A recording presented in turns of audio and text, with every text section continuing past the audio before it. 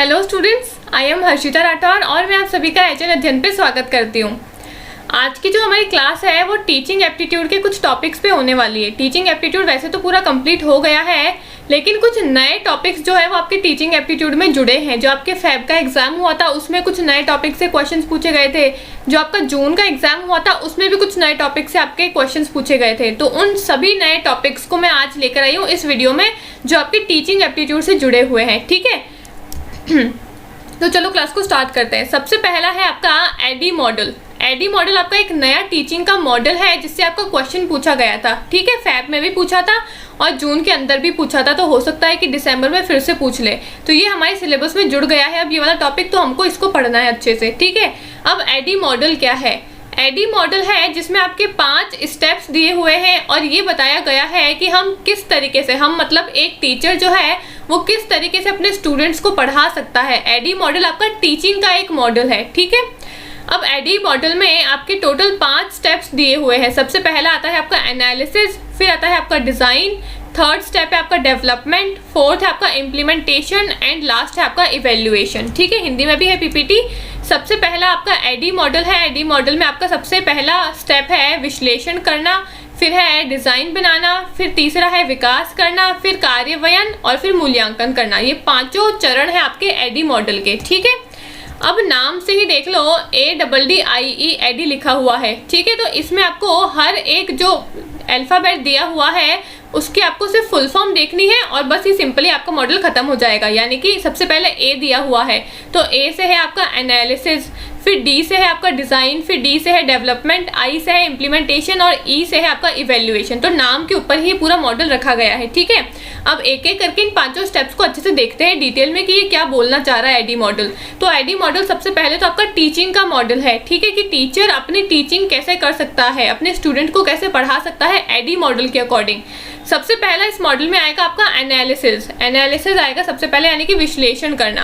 अब इसमें क्या मतलब है, एडी मॉडल में कहा गया है कि टीचर क्या करेगा, सबसे पहले अपने स्टूडेंट को एनालाइज करेगा, उसका विश्लेषण करेगा। एनालाइज कैसे करेगा, उसके अगर पढ़ने में कोई भी दिक्कत आ रही है, उसके कोई भी प्रॉब्लम्स आ रही है तो वो उसको देखेगा। यानी कि सबसे पहले टीचर जो है वो बच्चे का विश्लेषण करेगा, बच्चे को एनालाइज करेगा कि भाई बच्चे ने अभी तक क्या पढ़ा हुआ है।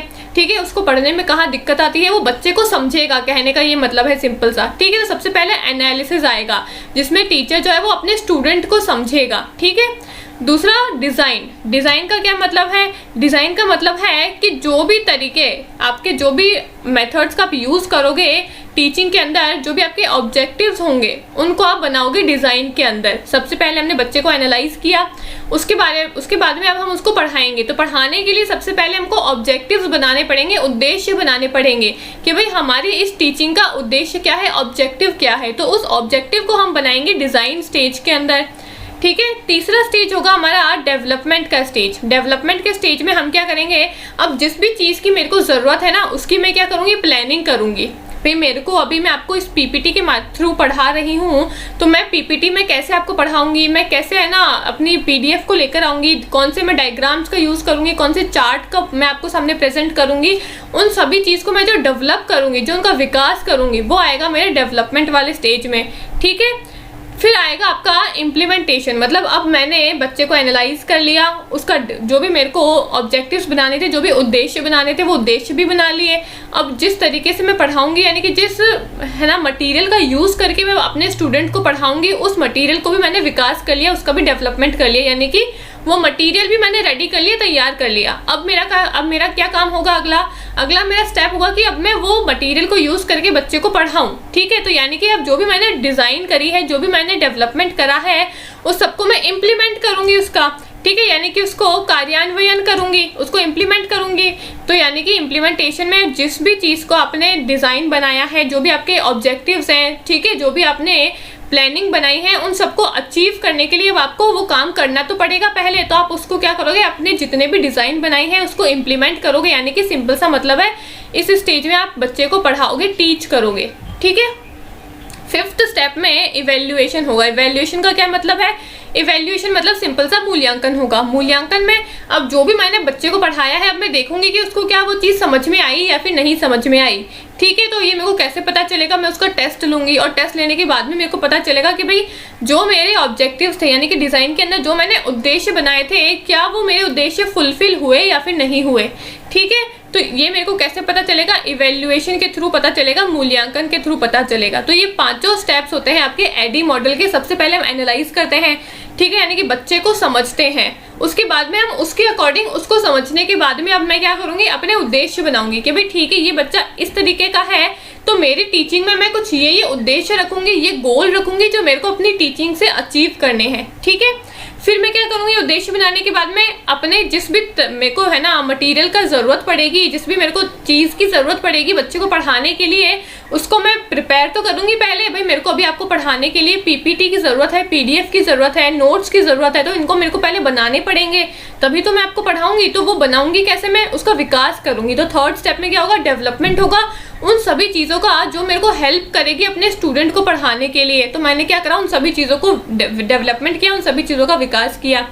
उसके बाद में मैं उन सभी चीज़ों को, जो भी मेरे गोल्स मैंने बनाए थे 2nd स्टेप के अंदर, और जिन भी चीज़ों को मैंने डेवलप करा है 3rd स्टेप के अंदर, अब इनको अचीव करने के लिए मेरे को अपनी रियल टीचिंग करनी पड़ेगी बच्चे के साथ में। तो मैं क्या करूँगी? उसको इम्प्लीमेंट करूँगी।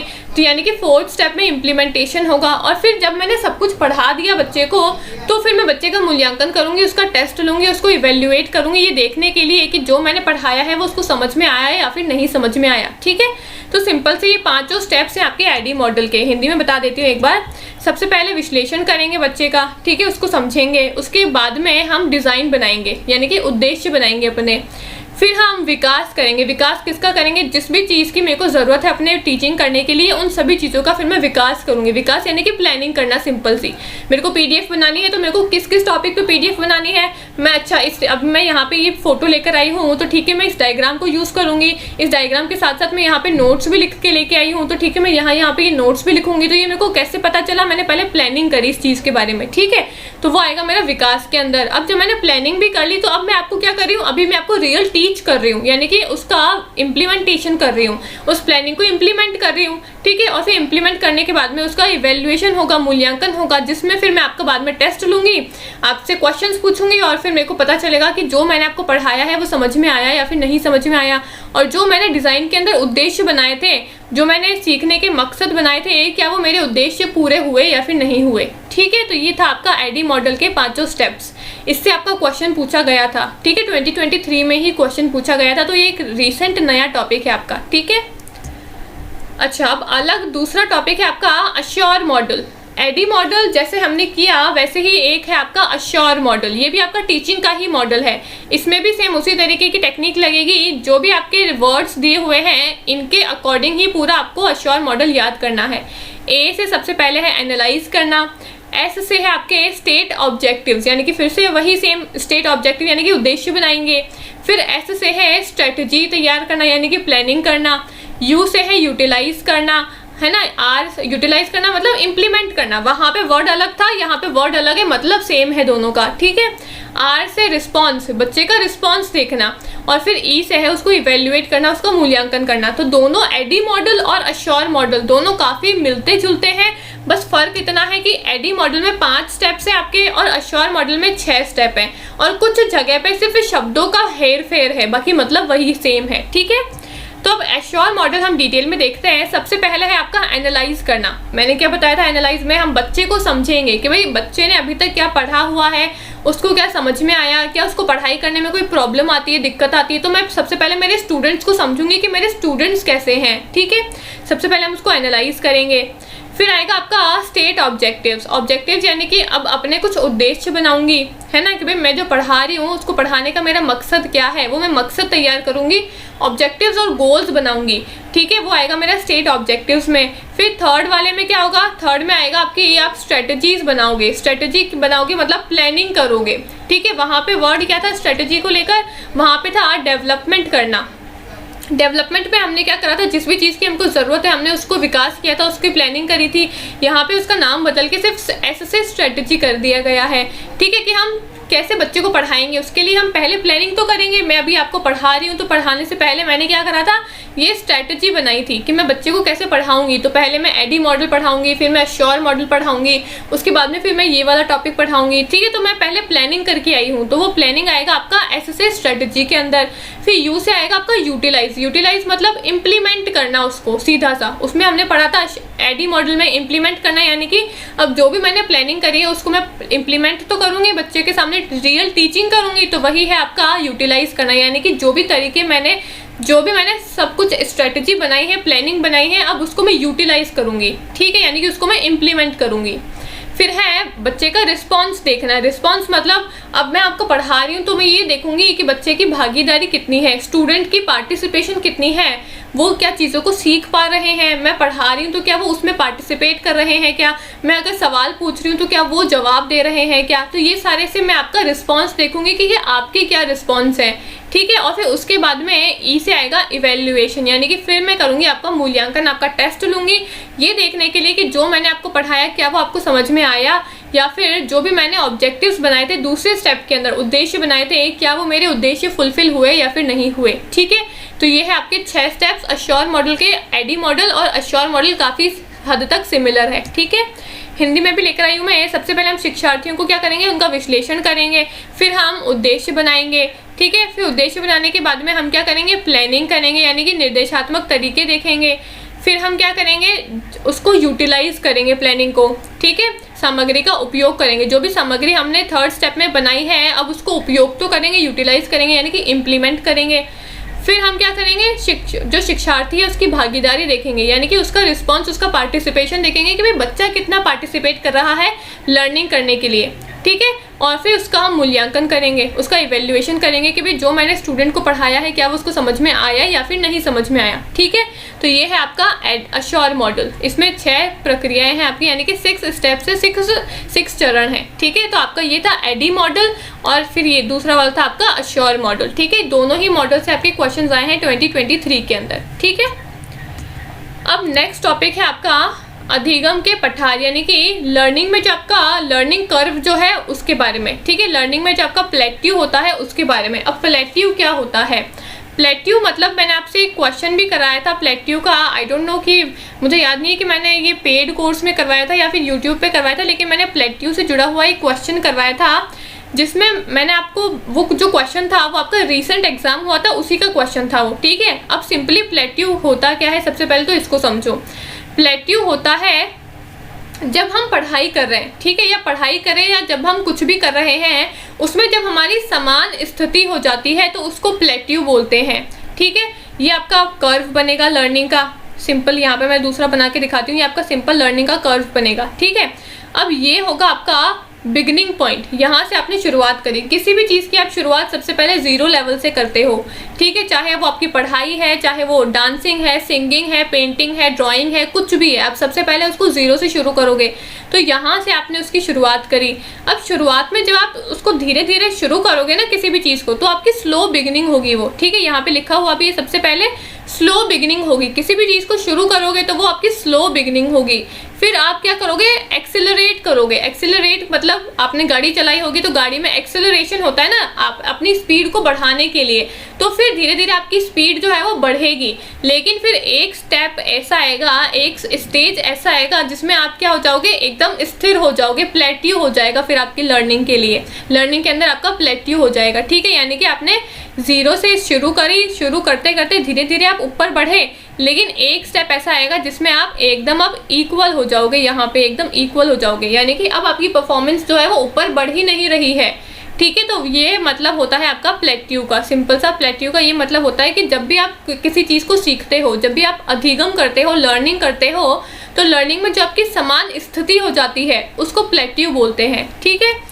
अब यहाँ पे देखते हैं थोड़ा सा प्लेट्यू के बारे में। प्लेट्यू क्या है, it is a long flat horizontal stretch in the learning curve. It represent that there is no progress in the learning, यानी कि यह अधिगम वक्र में एक लंबा सपाट क्षैतिज खिंचाव है। यह दर्शाता है कि सीखने में कोई प्रगति नहीं है, यानी कि अब कोई भी लर्निंग, कोई भी प्रोग्रेस नहीं हो रही है। मैंने बताया समान स्थिति हो गई, एकदम प्लेन हो गए, एकदम एक जैसे हो गए।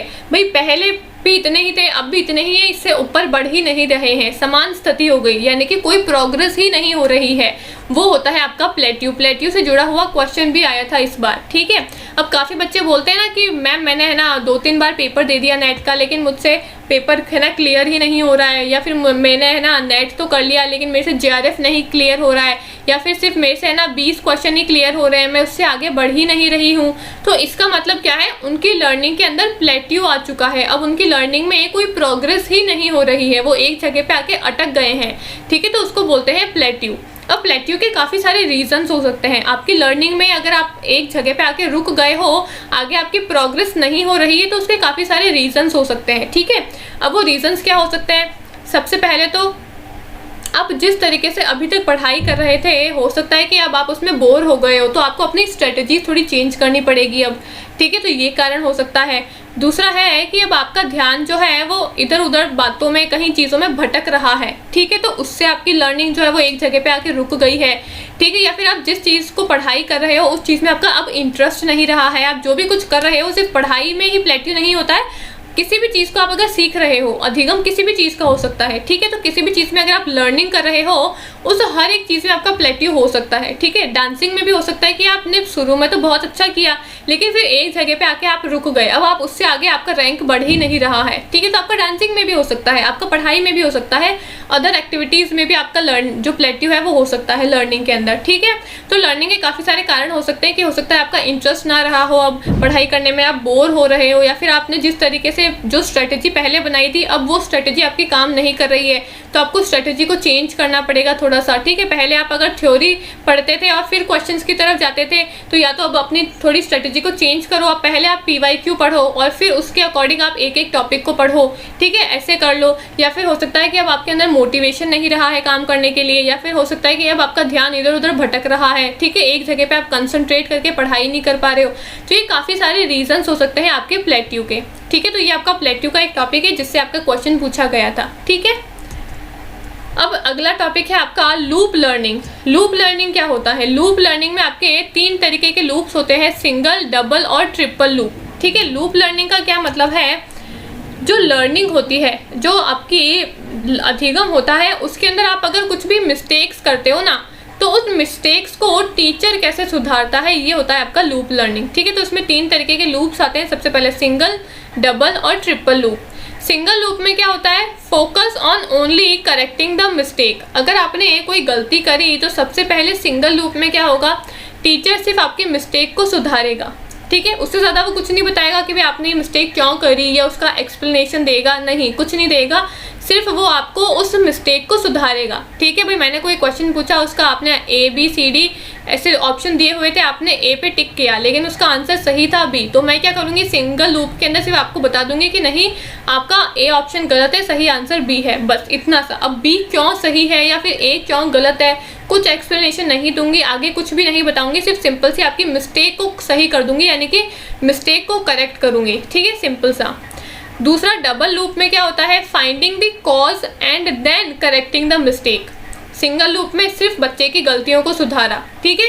डबल लूप में क्या होगा, अब हम कॉज को देखेंगे, यानी कि कारण को देखेंगे और फिर मिस्टेक को सुधारेंगे। सबसे पहले मैं क्या करूँगी, उसका कारण देखूंगी कि भाई बच्चे ने अगर ये मिस्टेक करी है, ये गलती करी है, तो क्यों करी है, ठीक है, उस कारण को देखूंगी। और फिर उसके बाद में फिर मैं उसको बताऊंगी कि भाई नहीं, आपने ये जो टिक करा है या फिर आपने जो भी मिस्टेक करी है, ये ऐसे नहीं होगी, आपको इसको ऐसे करना चाहिए, ठीक है। यानी कि सबसे पहले मैं डबल लूप में देखूंगी कि आपने जो A ऑप्शन को टिक करा है वो क्यों टिक करा है, उसके पीछे का कारण क्या है, आपने क्या सोचा कि भाई A हो सकता है, ठीक है। और फिर उसके बाद में मैं आपको बताऊंगी कि नहीं, A नहीं होगा, इसका आंसर B होगा, ठीक है। तो सिंगल लूप में सिर्फ एक ही चीज़ को, नाम से देख लो सिंगल, सिर्फ एक चीज़ के ऊपर इसका फोकस है, किस पे, आपकी सिर्फ गलतियों को सुधारेगा, सिर्फ टीचर इसमें आपकी स्टूडेंट की गलती को सुधारता है, ठीक है। डबल लूप में 2 चीज़ों पे फोकस है, 2 चीज़ें कौन कौन सी है, कॉज, यानी कि सबसे पहले वो कारण देखेगा कि बच्चे ने गलती क्यों करी, उसके पीछे का कारण क्या है, और फिर वो मिस्टेक को सुधारेगा, ठीक है, क्योंकि मिस्टेक तो सुधारनी है ना, तो सबसे पहला आपका कारण देखेगा और फिर मिस्टेक को सुधारेगा, ठीक है। ट्रिपल लूप क्या होता है, अब ट्रिपल लूप में नाम से देख लो 3 चीज़ों पे फोकस हो रहा है, ठीक है। 3 चीज़ें कौन कौन सी है, एक है आपका रीज़न, एक है आपका कॉज और फिर है आपका मिस्टेक, ठीक है।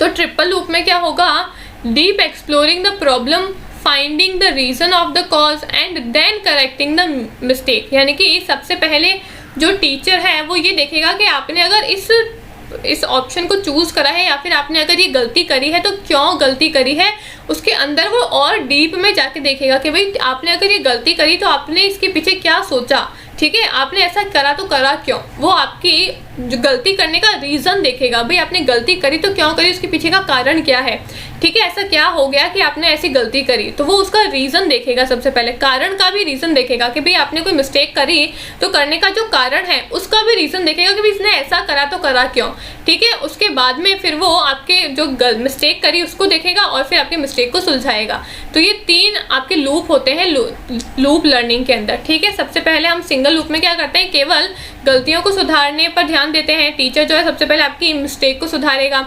डबल लूप में कारणों का पता लगाना और गलतियों को सुधारना, यानी कि वो डबल लूप में क्या करेगा, कारण देखेगा कि भाई आपने गलती करी तो उसका क्या कारण था, ठीक है, और फिर आपकी गलतियों को सुधारेगा।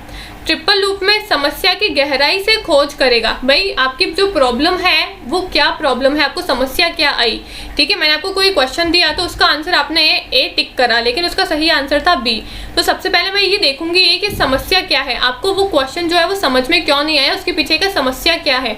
तो सबसे पहले मैं समस्या को गहराई से देखूंगी, ठीक है। उसके बाद में कारण का पता लगाऊंगी कि भाई आपने ए ऑप्शन टिक किया तो ए क्यों टिक किया, ठीक है। और फिर मैं आपको बताऊंगी कि नहीं ये आपका ऑप्शन गलत था, बी वाला ऑप्शन जो है वो सही है। उसके बाद में फिर मैं क्या करूँगी, गलतियों को सुधारूंगी, ठीक है। तो ये था आपका ट्रिपल लूप लर्निंग। तो ये थी आपकी loop learning, single loop, double loop and triple loop learning, ठीक है।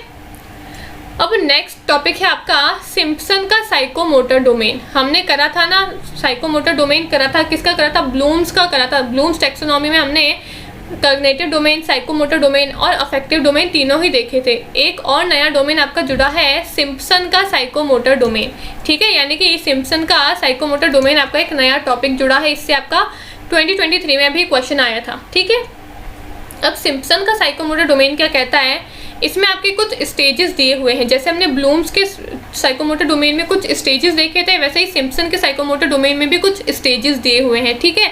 अब उन स्टेजेस को देखते हैं। सबसे पहले है परसेप्शन, फिर है सेट रेडीनेस टू एक्ट, फिर है guided response, mechanism, adaptation and origination. यानी कि सबसे पहले धारणा यानी कि जागरूकता, फिर कार्य करने की तैयारी, उसके बाद में निर्देशित प्रतिक्रिया, फिर बुनियादी दक्षता, अनुकूलन और फिर उत्पत्ति, ठीक है। ये 6 स्टेप्स हैं आपके सिम्पसन के साइकोमोटर डोमेन के। अब इनका क्या मतलब है, इनको डिटेल में देखते हैं। सबसे पहले हम परसेप्शन करेंगे। अब साइकोमोटर डोमेन क्या है, सबसे पहले तो ये समझो कि हम कैसे बच्चे के अंदर स्किल्स को डेवलप कर सकते हैं। ये मैंने ऑलरेडी बताया हुआ है टीचिंग एप्टीट्यूड की क्लासेस के अंदर डिटेल के अंदर, ठीक है। तो यहाँ पे हम डिटेल में नहीं देखेंगे, सिर्फ सिम्पसन का साइकोमोटर डोमेन क्या होता है सिर्फ उसी को ही बताऊंगी, ठीक है। डिटेल में समझना है तो फिर आप टीचिंग एप्टीट्यूड की क्लास को देख सकते हो, ठीक है। अब है ना, सिम्पसन का साइकोमोटर डोमेन में सबसे पहले है आपका परसेप्शन। परसेप्शन यानी कि हम सबसे पहले स्टूडेंट को क्या करेंगे, उस चीज़ के बारे में अवेयर कराएंगे। भाई मेरे को अगर आपको अभी कुछ सिम्पसन का साइकोमोटर डोमेन पढ़ाना है, ठीक है, सिम्पसन का मेरे को साइकोमोटर डोमेन आपको पढ़ाना है, तो सबसे पहले मैं आपको सिम्पसन के साइकोमोटर डोमेन के बारे में अवेयर करूंगी ना, आपको इस चीज़ के बारे में जागरूक करूंगी, आपको ये चीज़ मैं बताऊंगी, ठीक है। तो सबसे पहले क्या करेंगे, टीचर जो है वो बच्चे का परसेप्शन बनाएगा, उसकी अवेयरनेस करेगा, ठीक है, उसको अवेयर करेगा उस टॉपिक के बारे में जो भी उसको पढ़ाना है। फिर रेडीनेस टू एक्ट, यानी कि फिर टीचर क्या करेगा, उस बच्चे को रेडी करेगा, पढ़ाने के लिए उसको तैयार करेगा, ठीक है, कार्य करने की तैयारी, यानी कि अब टीचर जो है वो उसको तैयार करेगा कि भाई अब सब तैयार हो जाओ और हम क्लास को शुरू करने वाले, ठीक है।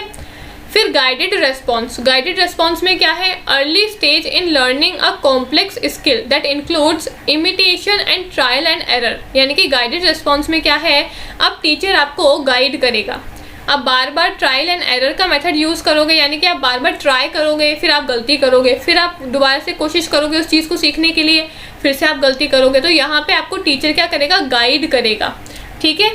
फिर आएगा आपका मैकेनिज्म, यानी कि बेसिक प्रोफिशिएंसी। अब क्या होगा, अब आप धीरे धीरे उस चीज़ में धीरे धीरे है ना परफेक्ट बनने की कोशिश करोगे, उसको बार बार प्रैक्टिस करोगे, यानी कि this is the intermediate stage in learning a complex skill. Learned responses have become habitual and the movement can be performed with some confidence and proficiency. यानी कि इस वाले गाइडेड रिस्पॉन्स में तो टीचर आपको गाइड करेगा, लेकिन मैकेनिज्म में क्या करेगा, मैकेनिज्म में आप धीरे धीरे उस चीज़ के ऊपर प्रोफिशिएंसी पाओगे, यानी कि उसके ऊपर आप सक्सेस पालोगे, उस टॉपिक के ऊपर, उस चीज़ के ऊपर जो भी आपको पढ़ना है, जो भी आपको सीखना है। ठीक है, फिर आपका आएगा अडॉप्टेशन, यानी कि skills are well developed and the individual can modify movement pattern to fit special requirement. यानी कि अब जो स्टूडेंट है वो उस स्किल को, उस कौशल को वो अच्छे से समझ चुका है, अब वो उसको बहुत अच्छी तरीके से आ गया है। और फिर होगा ओरिजिनेशन, यानी कि creating new movement pattern to fit a particular situation और स्पेसिफिक प्रॉब्लम। यानी कि अब आपको वो चीज़ इतनी अच्छे से आ चुकी है कि अब आप उस चीज़ पे खुद का दिमाग लगा के कुछ नई चीज़ें खुद के अनुसार जोड़ सकते हो। ठीक है, सबसे पहले है आपकी धारणा यानी कि जागरूकता। सबसे पहले टीचर क्या करेगा, बच्चे को कोई भी कौशल सिखाएगा। कौशल क्यों सिखाएगा, क्योंकि साइकोमोटर डोमेन में हम बच्चे को सिर्फ स्किल्स सिखाते हैं। ठीक है, कॉग्निटिव में हम उसका ब्रेन का डेवलपमेंट करते हैं, साइकोमोटर में हम उसकी स्किल्स का डेवलपमेंट करते हैं, और अफेक्टिव में क्या करते हैं, उसके इमोशंस का डेवलपमेंट करते हैं। ठीक है, तो सबसे पहले बच्चा जो टीचर है वो क्या करेगा, बच्चे के किसी भी स्किल के बारे में बताएगा। ठीक है, अगर मैं आपको डांस के बारे में बता रही हूँ तो सबसे पहले मैं आपको, अगर मेरे को आपको डांस सिखाना है तो सबसे पहले मैं आपको उसके बारे में बताऊंगी कि डांस के अंदर हिप हॉप की एक फॉर्म होती है या फिर बेली डांसिंग की एक फॉर्म होती है। ठीक है, तो सबसे पहले मैं आपको उस चीज़ के बारे में जागरूक तो करूँगी ना। जागरूक करने का मतलब है कि सबसे पहले टीचर स्टूडेंट को उस चीज़ के बारे में बताएगा जो वो उसको सिखाना चाहता है। ठीक है, तो वो आएगा आपका जागरूक करना। फिर कार्य करने के लिए तैयार करना। अब मेरे को आपको वो चीज़ सिखानी है तो अब मैं क्या करूँगी, आपको रेडी करूँगी। यानी कि जब भी मैं आपको डांस सिखाऊंगी, आपने देखा होगा जब भी डांस करते हैं या फिर जब भी स्पोर्ट्स खेलते हैं तो पहले आपको वार्म अप किया जाता है, आपको रेडी किया जाता है ताकि आप अच्छे से परफॉर्म कर सको। ठीक है, तो फिर टीचर क्या करेगा, उस बच्चे को तैयार करेगा, उसका वार्म अप कराएगा। ठीक है, फिर क्या होगा, फिर निर्देशित प्रतिक्रिया होगी। यानी कि फिर आप क्या करोगे, धीरे धीरे प्रयास करोगे उस चीज़ को सीखने के लिए। अब मैं आपको डांस सिखा रही हूँ तो अब आप क्या करोगे, कब मैं आपको एक स्टेप बता दिया मैंने, अब आप हो सकता है कि आपको वो स्टेप नहीं आवे एक ही बार में, तो आप बार बार उसकी प्रैक्टिस करोगे। फिर आप गलती करोगे उस स्टेप में, फिर दोबारा से उस स्टेप को करने की कोशिश करोगे, तो आप ट्रायल एंड एरर करते रहोगे, बार बार ट्राई करोगे, एरर करोगे, यानी कि बार बार प्रैक्टिस करोगे, गलती करोगे, प्रैक्टिस करोगे, गलती करोगे। तो यहाँ पे जो टीचर है वो क्या करेगा, स्टूडेंट को गाइड करेगा। ठीक है, उसके बाद में क्या होगा, आपकी बुनियादी दक्षता, यानी कि अब आपने उस चीज़ की बार बार प्रैक्टिस करी तो अब आपको वो चीज़ क्या है, आप उसमें परफेक्ट हो रहे हो। ठीक है, यानी कि यह एक जटिल कौशल सीखने का मध्यवर्ती चरण है। सीखी गई प्रतिक्रियाएं आदतन हो गई है और गतिविधियां कुछ आत्मविश्वास और दक्षता के साथ की जा सकती है। यानी कि अब आप क्या हो रहे हो, अब आप उस चीज़ में प्रोफिशिएंसी आपको मिल रही है, यानी कि अब आपको उस चीज़ में मास्टरी धीरे धीरे मिल रही है क्योंकि आप उस चीज़ की बार बार प्रैक्टिस कर रहे हो। ठीक है, फिर है आपका अनुकूलन। अनुकूलन यानी कि कौशल अच्छी तरीके से विकसित हो गया है। अब इस स्टेप में क्या हुआ है, अब आपको वो चीज़ बहुत अच्छे से आ गई है। इस वाले थर्ड में मैंने आपको पहले क्या करा था, आपको गाइड करा, फिर मैंने क्या करा, फिर आप धीरे धीरे आपने उस चीज़ की प्रैक्टिस करी, फिर अनुकूलन में अब आप उस चीज़ में मास्टरी हासिल हो गई है, और फिर उत्पत्ति में क्या होगा, किसी विशेष स्थिति या विशिष्ट समस्या के अनुरूप नए आंदोलन पैटर्न बना सकते हो अब आप। यानी कि अब आप उस चीज़ के साथ में खुद की नॉलेज को जोड़ के कुछ भी नया पैटर्न तैयार कर सकते हो। ठीक है, तो ये थे आपके कुछ steps about Simpson psychomotor domain. ठीक है, सबसे पहले टीचर बच्चे के अंदर अवेयरनेस जगाएगा, फिर वो उसको रेडी करेगा उस चीज़ को करने के लिए, उसका वार्म अप कराएगा, फिर वो उसको गाइड करेगा। गाइड क्यों करेगा, अब बच्चा उस चीज़ की बार बार प्रैक्टिस करेगा तो वो ट्रायल एंड एरर का मेथड यूज़ करेगा, यानी कि बार बार ट्राई करेगा, गलतियाँ करेगा, तो टीचर का रोल होगा उसमें उसको गाइड करेगा। फिर चौथे में क्या करेगा, मैकेनिज्म, यानी कि बेसिक प्रोफिशिएंसी। अब आप बार बार उस चीज़ की प्रैक्टिस करोगे। ठीक है, टीचर ने आपको बता दिया, गाइड कर दिया, अब आपका काम है इसके अंदर आप उसको बार बार प्रैक्टिस करोगे। फिर आपका आएगा अडॉप्टेशन। अडॉप्टेशन यानी कि अब आपने उस चीज़ को अच्छी तरीके से अडॉप्ट कर लिया है, अब वो चीज़ जो है वो आपको बहुत अच्छी तरीके से आ गई है, अब वो चीज़ आपकी आदत बन चुकी है। ठीक है, आपने उस पर प्रोफिशिएंसी हासिल कर ली है। और फिर आएगा आपका ओरिजिनेशन, यानी कि अब आप उस चीज़ के अंदर खुद की नॉलेज लगा के भी कुछ नई चीज़ बना सकते हो। यानी कि अगर अब मैंने आपको कुछ एक स्टेप सिखाया था, अब वो एक स्टेप आपको बहुत अच्छी तरीके से आ गया है, तो अब आप क्या कर सकते हो, उस स्टेप के अंदर खुद के भी कुछ 2-3 जोड़ के स्टेप को एक नया स्टेप बना सकते हो, क्योंकि अब वो चीज़ आपको बहुत अच्छे से आ गई है। ठीक है, तो ये होगा आपका ओरिजिनेशन वाला स्टेज। तो ये थे आपके सिम्पसन के साइकोमोटर डोमेन के कुछ स्टेजेस। टीचर क्या करता है, ऐसे करके धीरे धीरे करके बच्चे के अंदर स्किल्स को डेवलप करता है। ठीक है, अगला है आपका सोलो टैक्सोनॉमी। सोलो टैक्सोनॉमी भी आपका एक नया टॉपिक है जिससे क्वेश्चन आया था। सोलो टैक्सोनॉमी में क्या है, सोलो टैक्सोनॉमी में भी यही बताया गया है कि टीचर जो है वो अपने स्टूडेंट को किस तरीके से पढ़ाएगा और स्टूडेंट जो है वो कैसे कैसे स्टूडेंट होते हैं। तो सबसे पहले आपके इसमें कुछ स्टेजेस बताए हुए हैं, prestructural, unistructural, multistructural, relational and extended abstract. यानी कि सोलो टैक्सोनॉमी में सबसे पहले आपकी पूर्व संरचनात्मक, यूनि स्ट्रक्चरल, बहुसंरचनात्मक, रिलेशनल और सार विस्तारित। ठीक है, ये आपके 5 स्टेजेस हैं सोलो टैक्सोनॉमी के। सबसे पहले प्री स्ट्रक्चरल में क्या होगा, knowing nothing about a topic. इस वाले स्टेज में ये सबसे पहला चरण है, तो इसमें बच्चे को कुछ भी नहीं पता है। आप जिस टॉपिक के बारे में उसको पढ़ाने वाले हो उसको कुछ नहीं पता है। ठीक है, मैं आपको सोलो टैक्सोनॉमी के बारे में पढ़ाने वाली हूँ, तो सबसे पहला ये प्री स्ट्रक्चरल स्टेज है आपको कुछ नहीं पता है इस टॉपिक के बारे में। ठीक है, फिर यूनि स्ट्रक्चरल यानी कि knows one thing about the topic. अब मैं आपको धीरे धीरे पढ़ाना शुरू करूँगी, तो धीरे धीरे पहले दूसरे स्टेप में जब मैं आऊँगी तो आपको कुछ 1-2 चीज़ें पता चलेगी उस टॉपिक के बारे में। भाई अच्छा ठीक है, सोलो टैक्सोनॉमी में हम क्या पढ़ेंगे, ये टीचिंग एप्टीट्यूड से जुड़ा हुआ एक टॉपिक है। ठीक है, इसके अंदर हमको ये पता चलेगा कि टीचर जो है वो कैसे धीरे धीरे करके बच्चे का डेवलपमेंट करता है। तो अब आपको 1-2 चीज़ें पता चली, तो यही कहा गया है कि knows one thing about the topic, यानी कि अब आपको इस स्टेज में सिर्फ एक चीज़ पता चलेगी टॉपिक के बारे में। ठीक है, यूनि लिखा हुआ है ना, यूनि का मतलब होता है 1। ठीक है, यूनि स्ट्रक्चर यानी कि कोई भी एक चीज़ अब आपको पता चलेगी इस टॉपिक से जुड़ी हुई। मल्टी स्ट्रक्चर, मल्टी यानी कि बहुत सारी, यानी कि knows of few things about the topic. अब आप क्या करोगे, अब आपने जैसे जैसे बच्चे को पढ़ाना शुरू कर दिया तो अब बच्चे का धीरे धीरे विकास होगा। अब बच्चा जो है वो धीरे धीरे कुछ नई और चीज़ें सीखेगा उस टॉपिक से जुड़ी हुई। ठीक है, फिर रिलेशनल में क्या होगा, कैन कनेक्ट आइडियाज़, यानी कि अब बच्चा जो है उस टॉपिक के बारे में अच्छे से जान चुका है। फिर आएगा आपका एक्सटेंडेड एब्स्ट्रैक्ट, यानी कि can make connection beyond the original topic, यानी कि अब रिलेशनल में वो उस चीज़ को इतना अच्छे से जान चुका है कि एक्सटेंडेड एब्स्ट्रैक्ट में वो उस चीज़ से जुड़ी हुई, यानी कि जो भी उसकी खुद की नॉलेज है उसको उस चीज़ के अंदर लगा के कुछ नया टॉपिक भी सीख सकता है। ठीक है, तो ये है आपके सोलो टैक्सोनॉमी के स्टेजेस। सबसे पहले आएगा आपका पूर्व संरचनात्मक, यानी कि किसी विषय के बारे में कुछ नहीं पता है, जिस भी टॉपिक के बारे में आप बता रहे हो स्टूडेंट को, उसको कुछ नहीं पता है इस वाले स्टेज में। फिर धीरे धीरे मैंने आपको पढ़ाना शुरू किया तो आप यूनि स्ट्रक्चरल फेज में आए, यानी कि अब आपको उस टॉपिक के बारे में एक बात पता चल गई है। ठीक है, कि भाई सोलो टैक्सोनॉमी जो है वो मेरे टीचिंग एप्टीट्यूड से जुड़ा हुआ है। ठीक है, फिर है आपका बहुसंरचनात्मक, यानी कि अब आपको विषय के बारे में कुछ चीज़ें पता चल गई है। अब मैंने आपको धीरे धीरे पढ़ाया तो आपको पता चला सोलो टैक्सोनॉमी मेरे सिलेबस का टॉपिक है, ये आपके टीचिंग एप्टीट्यूड से जुड़ा हुआ है। इससे आपके क्वेश्चन भी आए थे, फरवरी में आया था, जून में आया था, यानी कि ये आपका नया टॉपिक है। तो आपको अब इस टॉपिक से जुड़ी हुई कुछ बातें पता चली। फिर आएगा आपका रिलेशनल में क्या होगा, अब आपको ये टॉपिक मैंने पूरा पढ़ा दिया तो अब आपको ये चीज़ जो ये टॉपिक है वो पूरा अच्छे से समझ में आ गया है।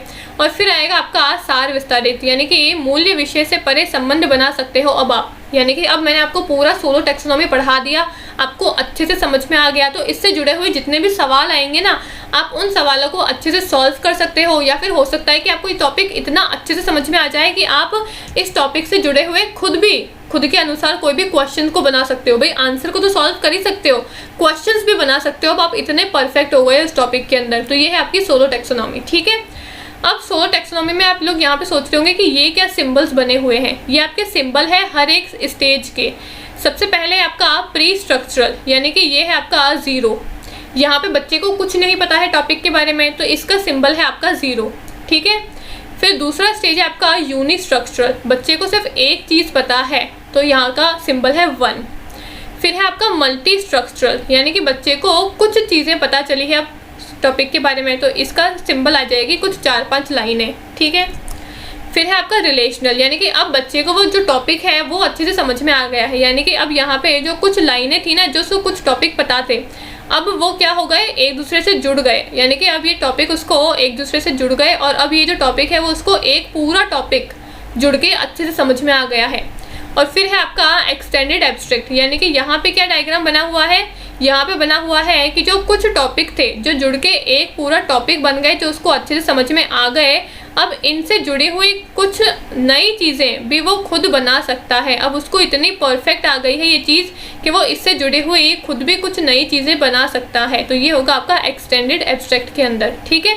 तो अभी तक इन सिंबल्स से कोई क्वेश्चन नहीं पूछा गया है, लेकिन हो सकता है कि आगे दिसंबर वाले एग्जाम में या फिर आगे आपसे ये सिंबल्स के ऊपर क्वेश्चन पूछ ले कि भाई ये सिंबल है ना किसका है, या फिर ये किसका है, ये किसका है, ठीक है। तो आपको इन सिंबल्स के बारे में भी पता होना चाहिए, ठीक है। बाकी अभी तक इन सिंबल से तो कोई क्वेश्चन नहीं पूछा गया है, ठीक है। अब अगला टॉपिक है आपका गैगने के 9 लेवल्स ऑफ टीचिंग। हमने गैगने के भी करी थी क्लासिफिकेशन, और हमने गैगने की 8 लेवल्स भी करे थे लर्निंग के, अधिगम के 8 चरण भी करे थे। गैगने के अंदर एक नया टॉपिक जुड़ा है आपका 9 लेवल्स ऑफ टीचिंग के बारे में, ठीक है। तो 9 लेवल्स ऑफ टीचिंग क्या होते हैं गैगने के अकॉर्डिंग, कि हमको जो टीचर है उसको अपने स्टूडेंट को कैसे पढ़ाना चाहिए गैगने के अकॉर्डिंग, उसमें कुछ 9 लेवल्स दिए हुए हैं। सबसे पहला स्टेप है आपका गेनिंग अटेंशन, यानी कि सबसे पहले टीचर क्या करेगा, बच्चे का अटेंशन अपनी तरफ लेगा, यानी कि ध्यान आकर्षित करेगा। भाई हो सकता है अभी क्लास में बच्चे बातें कर रहे हैं, ठीक है। अब मैं क्लास में गई, मेरा पीरियड स्टार्ट हो गया, अब मैं क्लास के अंदर गई, तो क्लास में जाने के बाद में अब मैंने बच्चे को बोला कि भाई आप सब शांत हो जाओ, अब पढ़ाई करेंगे हम लोग अच्छे से, ठीक है। तो अब मैंने क्या किया, बच्चे को अटेंटिव बनाया, ठीक है। तो सबसे पहले टीचर क्या करेगा, बच्चे का ध्यान आकर्षित करेगा पढ़ाई की तरफ। फिर informing learners of the objectives, यानी कि फिर हम क्या करेंगे, अपने ऑब्जेक्टिव्स बनाएंगे, उद्देश्य बनाएंगे कुछ। भाई हमेशा टीचिंग के अंदर ऑब्जेक्टिव्स बनाना तो ज़रूरी है। हम कुछ भी पढ़ाएंगे तो पढ़ाने से सबसे पहले क्या करेंगे, ऑब्जेक्टिव बनाएंगे, उद्देश्य बनाएंगे, ठीक है। तो हम क्या करेंगे, फिर दूसरे स्टेप में जो टीचर है वो क्या करेगा, ऑब्जेक्टिव बनाएगा, और उन ऑब्जेक्टिव्स को अपने स्टूडेंट को भी बताएगा कि भाई इस क्लास में मैं आपको ये पढ़ाने वाली हूँ, और मेरा ये उद्देश्य है कि इस क्लास में मैं आपको गैगने के 9 लेवल्स ऑफ टीचिंग जो है वो अच्छे से समझा दूँ और आपको वो चीज़ अच्छे से समझ में आ जाए। तो फिर मैं क्या करूँगी, सेकंड स्टेप में अपने खुद के ऑब्जेक्टिव्स बताऊँगी, खुद के उद्देश्य बनाऊँगी, और उन उद्देश्यों को मैं अपने स्टूडेंट्स के साथ में भी शेयर करूँगी, ठीक है। थर्ड स्टेप में क्या होगा, थर्ड में मैं करूँगी स्टिमुलेटिंग रिकॉल और prior learning check the prior knowledge, यानी कि इसमें मैं क्या करूँगी, check the prior knowledge of the student. अब मैं स्टूडेंट की प्रायर नॉलेज को चेक करूँगी कि भाई अभी तक स्टूडेंट को क्या पता है गैगने के 9 लेवल्स ऑफ टीचिंग के बारे में, मैं वो देखूंगी कि भाई अभी तक इसने क्या पढ़ा है, अभी तक इसको क्या समझ में आया, वो देखूंगी, ठीक है। फिर मैं देखूंगी प्रेजेंटिंग द स्टिम्युलस, यानी कि अब मैं उसको पढ़ाऊंगी। अब मैंने देख लिया कि भाई अभी तक उसको क्या आता था, अब मैं अपना खुद का पढ़ाना शुरू करूंगी। भाई ठीक है, अभी तक उसको टीचिंग एप्टीट्यूड में ये 5 टॉपिक आते थे, अब मेरे को 6th वाला टॉपिक से नया पढ़ाना शुरू करना है, ठीक है। तो अब मैं अगले स्टेप में क्या करूँगी, प्रेजेंटिंग द स्टिम्युलस, यानी कि मेरा जो स्टिम्युलस है जो मैं उसको पढ़ाने वाली हूँ वो मैं उसके सामने प्रेजेंट करूँगी, यानी कि फिर मैं वो अपने स्टूडेंट को पढ़ाऊँगी। 5th वाला स्टेप होगा प्रोवाइडिंग लर्निंग गाइडेंस, यानी कि अब इस स्टेप में क्या होगा, बच्चे को सीखने में कुछ प्रॉब्लम्स आएगी, हो सकता है उसको एक टॉपिक एक बार में समझ में ना आए, तो मैं फिर क्या करूँगी, उसको गाइडेंस दूंगी। लर्नर को क्या करूँगी, गाइडेंस प्रोवाइड करूँगी, उसको गाइड करूँगी चीज़ को सीखने के लिए, ठीक है। फिर आपका अगला स्टेप में आएगा एलिसिटेटिंग परफॉर्मेंस, यानी कि अब क्या होगा, टीचर जो है वो बच्चे को क्या करेगा, बार बार क्वेश्चन पूछेगा। अब मैं आपको पढ़ा रही हूँ तो मैं पढ़ाते टाइम पे आपसे एक क्वेश्चन पूछूंगी, भाई ठीक है बताओ गैगने ने कितने है ना टीचिंग के लेवल्स दिए थे, तो आप बोलोगे 9 दिए थे। मैं पूछूंगी गैगने ने लर्निंग के कितने स्टेप्स दिए थे, बोलोगे 8 दिए थे, ठीक है। तो मैं ऐसे करके बीच बीच में पढ़ाते टाइम पे आपसे क्वेश्चंस भी पूछूंगी, ये देखने के लिए कि आपका ध्यान एक जगह पे है या फिर नहीं है, ठीक है। तो फिर ये होगा आपका 6th वाला स्टेप। 7th में क्या करूँगी, मैं प्रोवाइडिंग फीडबैक। अब मैं स्टूडेंट को फीडबैक प्रोवाइड करूँगी, यानी कि अब मैं बच्चे को क्या करूँगी, जो मैंने उससे क्वेश्चन पूछे थे अगर वो ढंग से उसका सही जवाब दे रहा है, इसका मतलब तो फिर मैं उसको फीडबैक क्या दूंगी, भाई ठीक है तुम अच्छे से पढ़ रहे हो, तुम्हारा ध्यान यहीं पे ही है, ऐसे ही करते रहो। या फिर वो अगर अच्छे से जवाब नहीं दे रहा है, गलत जवाब दे रहा है, तो मैं उसको फीडबैक दूंगी, भाई तुम अच्छे से नहीं पढ़ रहे हो, तुमको और मेहनत करने की ज़रूरत है, ठीक है। तो फिर मैं स्टूडेंट को फीडबैक दूंगी उनके जवाब देने के अकॉर्डिंग। फिर असेसिंग द परफॉर्मेंस, अब इसमें मैं क्या करूँगी, बच्चे को इवेल्युएट करूँगी, उसका मूल्यांकन करूँगी, उसका टेस्ट लूँगी, ठीक है। इस वाले स्टेप में 6th वाले स्टेप में मैंने उसका टेस्ट नहीं लिया है, मैं बस पढ़ाते टाइम पे बीच बीच में उससे सवाल पूछ रही हूँ, ये देखने के लिए कि बच्चे का ध्यान क्लास के अंदर ही है या फिर नहीं है, ठीक है। इवेल्युएशन यानी कि मूल्यांकन मैं 8th वाले स्टेप में करूँगी, ठीक है। और फिर 9th वाले स्टेप में क्या होगा, एनहेंसिंग रिटेंशन एंड ट्रांसफ़र, यानी कि अब ये देखा जाएगा कि जो मैंने 8th वाले स्टेप के अंदर मूल्यांकन किया था, इवेल्युएशन किया था, उसका बच्चे ने कैसा परफॉर्मेंस दिया, उसके अकॉर्डिंग अब मैं 9th वाले स्टेप में क्या करूँगी, ये देखूँगी कि भाई आप मेरे को अगला स्टेप क्या लेना है। जो मैंने बच्चे को पढ़ाया क्या वो उसको समझ में आया, समझ में आ गया तो फिर मैं अगले स्टेप पे जाऊंगी, अगले टॉपिक को पढ़ाऊंगी। नहीं समझ में आया तो मैं दोबारा से वही टॉपिक स्टूडेंट को पढ़ाऊंगी। ठीक है, तो जो मेरा 9th वाला स्टेप है वो मेरे 8th वाले स्टेप के ऊपर डिपेंड रहेगा, यानी कि बच्चे जैसे परफॉर्म करेंगे इवेल्युएशन के अंदर, टेस्ट के अंदर, उसके अकॉर्डिंग मैं अपना अगला स्टेप लूँगी। ठीक है, तो ये थे आपके 9 टीचिंग के लेवल्स अकॉर्डिंग टू गैगने। ठीक है, सबसे पहले हम क्या करेंगे, gaining the attention of the learner. सबसे पहले हम लर्नर्स का अटेंशन गेन करेंगे, यानी कि शिक्षार्थियों का सबसे पहले ध्यान केंद्रित करेंगे पढ़ाई के दौरान। पढ़ाई करवाने से पहले हम बच्चों का ध्यान केंद्रित करेंगे, उनको अटेंटिव बनाएंगे कि भाई अब चलो सब तैयार हो जाओ, हम पढ़ाई करेंगे। ठीक है, फिर दूसरे में क्या करेंगे, inform learners of the objectives, यानी कि दूसरे वाले में हम क्या करेंगे, अब हम शिक्षार्थियों के लिए उद्देश्य बनाएंगे और उन उद्देश्यों को शिक्षार्थियों को भी सूचित करेंगे कि भाई मैंने ये ऑब्जेक्टिव्स बनाए हैं जो मैं आपको पढ़ाने वाली हूँ, उससे ये मेरे गोल्स है और मैं इनको अचीव करना चाहती हूँ। ठीक है, थर्ड वाले में क्या करेंगे, stimulate recall of prior learning, यानी कि अब जो बच्चे ने पहले सीखा हुआ है, यानी कि पिछली सीख को याद करने के लिए प्रेरित करेंगे। भाई जो भी बच्चे ने पहले सीखा हुआ है उसको मैं चेक करूँगी कि भाई बच्चे को अभी तक उसके बारे में क्या पता है, कुछ चीज़ें उसको पता है या फिर नहीं पता है, या फिर मेरे को शुरू से सब कुछ शुरू करना पड़ेगा। तो ये मेरे को कैसे पता चलेगा, जब मैं बच्चे की प्रायर नॉलेज को चेक करूँगी। क्लास में पढ़ाने से पहले मैं चेक करूँगी कि भाई अभी तक मैंने टीचिंग एप्टीट्यूड के 5 टॉपिक करा दिए हैं और मैं 6th वाला टॉपिक कराने वाली हूँ, तो पहले मैं ये देखूंगी कि जो मैंने 5 टॉपिक कराए हैं क्या वो आपको अच्छे से आए या फिर नहीं समझ में आए, क्योंकि अगर वो समझ में नहीं आएंगे तो फिर आगे बढ़ने का कोई मतलब नहीं है। ठीक है, तो पहले मैं आपकी प्रायर नॉलेज चेक करूँगी। फिर क्या करूँगी, प्रेजेंट दी कंटेंट, यानी कि अब मैं बच्चे के सामने कंटेंट प्रस्तुत करूँगी, सामग्री को प्रस्तुत करूँगी। ठीक है, यानी कि अब मैं स्टूडेंट को पढ़ाना शुरू करूँगी। फिर 5th वाले में क्या होगा, प्रोवाइडिंग लर्निंग गाइडेंस, यानी कि अब जब मैं आपको पढ़ाऊंगी तो पढ़ाते टाइम पे आपको कुछ प्रॉब्लम्स आएंगी। ठीक है, सीखने में क्या करूँगी, अब मैं आपका मार्गदर्शन दूंगी, आपको गाइड करूँगी। आपको कुछ भी प्रॉब्लम आएगी तो मैं आपको गाइड करूँगी, भाई ठीक है आप ये क्वेश्चन ऐसे गलत कर रहे हो, आप इसको ऐसे ठीक करो, है ना, मैं आपको गाइडेंस प्रोवाइड करूँगी। फिर क्या होगा, 6th वाले स्टेप में इलिसिट परफॉर्मेंस, यानी कि अब मैं आपकी प्रैक्टिस करवाऊंगी। अब मैं आपसे बार बार सवाल पूछूंगी बीच बीच में। ठीक है, आपका अभ्यास करवाऊंगी। इसके अंदर मैं आपसे सवाल पूछूंगी, भाई ठीक है बताओ मैंने अभी क्या पढ़ाया, मैंने इसके अंदर क्या बताया, आपसे बीच बीच में क्वेश्चन पूछूंगी। ठीक है, तो वो क्या होगा, मैं आपकी प्रैक्टिस करवाऊंगी, आपका अभ्यास लूँगी।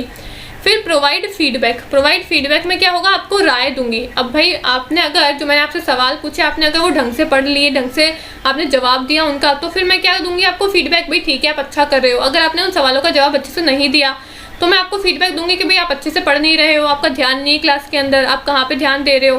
ठीक है, तो मैं आपको जैसे आपका परफॉर्मेंस होगा, जैसा आप अभ्यास करोगे उसके अनुसार मैं आपको फिर राय दूंगी, आपको फीडबैक दूंगी। फिर एसेस परफॉर्मेंस, यानी कि अब मैं क्या करूँगी, आपके परफॉर्मेंस को आकलन करूँगी, आपका इवेल्युएशन करूँगी। अब मैं आपका टेस्ट लूँगी। ठीक है, पूरा चैप्टर खत्म हो गया, अब मैं आपका टेस्ट लूँगी और फिर उसके बाद में मैं अगला स्टेप क्या करने वाली हूँ, यानी कि enhance retention and transfer to the job, यानी कि अब मैं अगला स्टेप क्या करने वाली हूँ वो मैं देखूंगी आपके असेसमेंट के थ्रू, यानी कि आपके मूल्यांकन के अकॉर्डिंग मैं ये देखूंगी कि भाई बच्चे ने जो मैंने आपको पढ़ाया वो बच्चे ने अच्छा परफॉर्मेंस किया, मेरे टेस्ट में अच्छा किया, इसका मतलब उसको सब कुछ समझ में आ गया, इसका मतलब मैं आगे बढ़ सकती हूँ। नहीं समझ में आया तो मैं फिर वापस से वो चैप्टर आपको दोबारा से पढ़ाऊँ। ठीक है, तो ये थे आपके 9 levels of teaching according to Gagne. ठीक है, ये भी आपका नया टॉपिक जुड़ा है, इससे भी आपका क्वेश्चन आया था। ठीक है, तो ये थे हमारे कुछ नए टॉपिक्स जो कि आपके फैब के अंदर क्वेश्चन पूछे गए थे। 2023 के ही कुछ टॉपिक्स हैं। ठीक है, जो मैंने अपने प्रीवियस टीचिंग एप्टीट्यूड की क्लासेस में नहीं पढ़ाए थे वो मैं यहाँ पे लेकर आई हूँ। अब और भी कुछ नए और टॉपिक्स हैं जो जुड़े हुए हैं, वो मैं इसका पार्ट 2 लेकर आऊँगी, उसके अंदर आपको पढ़ाऊँगी। ठीक है, तो आई होप आपको ये सभी टॉपिक अच्छे से समझ में आए होंगे। नहीं समझ में आते हैं तो आप मेरे से कमेंट करके पूछ लेना। इन सभी टॉपिक से जुड़े हुए मैं नए नए क्वेश्चंस भी आपकी तरफ लेकर आऊँगी ताकि आपको पता चलेगा भाई ठीक है मैडम ने जो टॉपिक बताए हैं उनसे क्वेश्चंस कैसे पूछे गए थे और आगे कैसे पूछे जाएंगे। ठीक है, तो आप भी अपने अच्छे से पढ़ाई करते रहो क्योंकि दिसंबर बहुत ही पास में है, एग्जाम बहुत ही जल्दी होने वाले हैं। ठीक है, तो अपनी अच्छे से पढ़ाई करते रहो। कुछ भी नहीं समझ में आता है तो मेरे से कमेंट करके पूछ लेना। ठीक है, थैंक यू।